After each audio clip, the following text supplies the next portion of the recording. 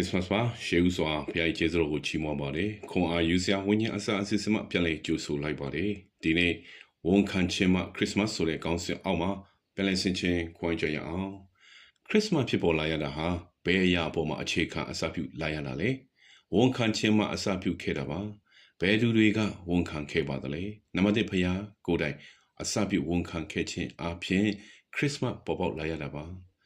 တမဟောင်းခိတ်မှာဣတိလလူတွေကိုရစ်ပူဇော်ခိုင်းခဲ့ခြင်းဟာအဓိကသူတို့ရဲ့အပြစ်တွေကိုခြေဖြတ်ဖို့ရစ်ပူဇော်ခိုင်းခဲ့ပါတယ်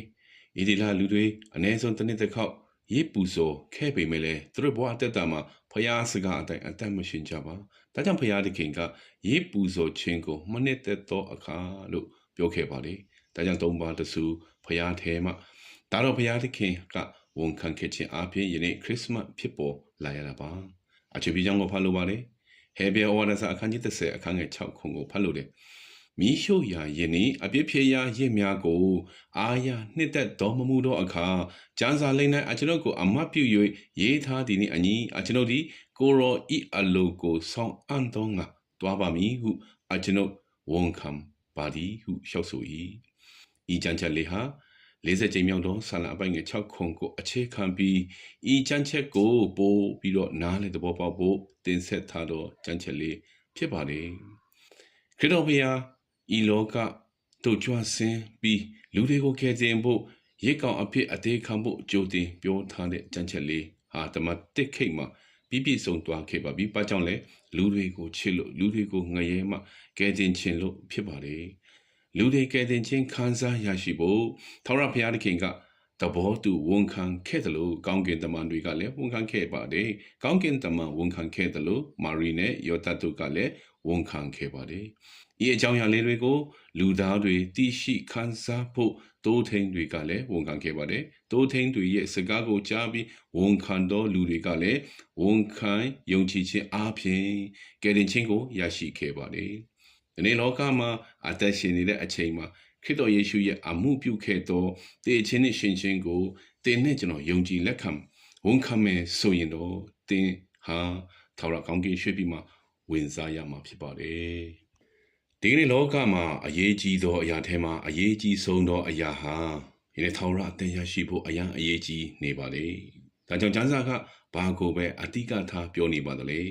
ကဘာဦးကျမ်းမှာဗျာဒိတ်ကျမ်းအတိကကယ်တင်ရှင်ခရစ်တော်ယေရှုအကြောင်းကိုပဲပြောထားပါတယ်ကျမ်းစာ66အုပ်ဖြစ်လာဖို့နှစ်ပေါင်း1500ကြာခဲ့ပါတယ်အချိန်နေရာဒေသမတူညီသောလူပေါင်း40ကရေးခဲ့ပေမဲ့လေတူညီသောအရာတစ်ခုဟာကယ်တင်ရှင်ကြွလာမည့်အကြောင်းယေရှုရဲ့အကြောင်းကိုအတိကရေးထားခဲ့ခြင်းဟာထူးခြားချက်တရားဖြစ်နေပါလေ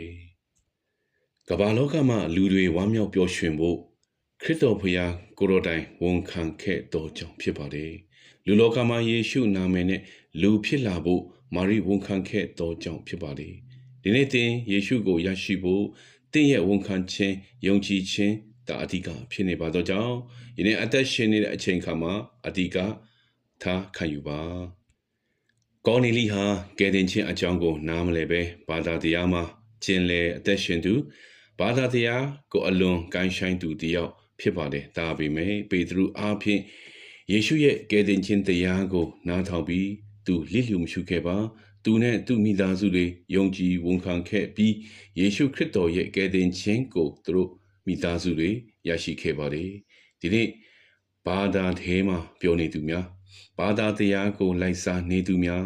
ခရစ်စမတ်ရဲ့အရှင်ဖြစ်သောခရစ်တော်ယေရှုကိုဝန်ခံယုံကြည်ပြီးပြီလားဆိုတာပြန်လည်ဆန်းစစ်ပါ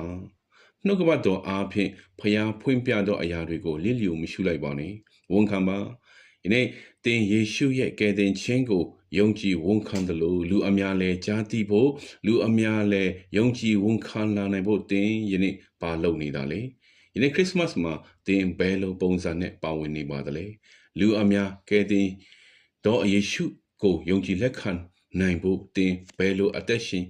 တလဲဆိုတာအရေးကြီးနေပါတော့ကြောင့်မိမိရဲ့ဖြစ်ချင်းတရံကိုယနေ့မြင့်တင်လိုက်ပါ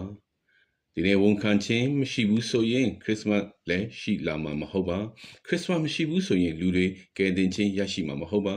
လူတွေကယ်တင်ခြင်းမရှိဘူးဆိုရင်ငရဲမှာပဲနှီးကုန်းချုပ်မှာဖြစ်ပါတယ်ဒါကြောင့်ခရစ်တော်ယေရှု ဝန်ခံခဲ့တယ်လို့မာရီဝန်ခံခဲ့တယ်ဒိုထိန်တွေဝန်ခံခဲ့တယ်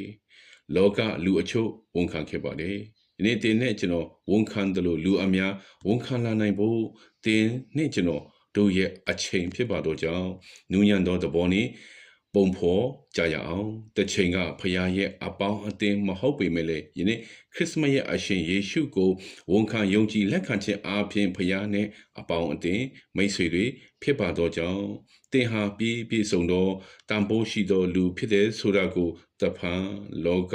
မှာတင်ရဲ့အသက်ရှင်မှုကိုချပြပါ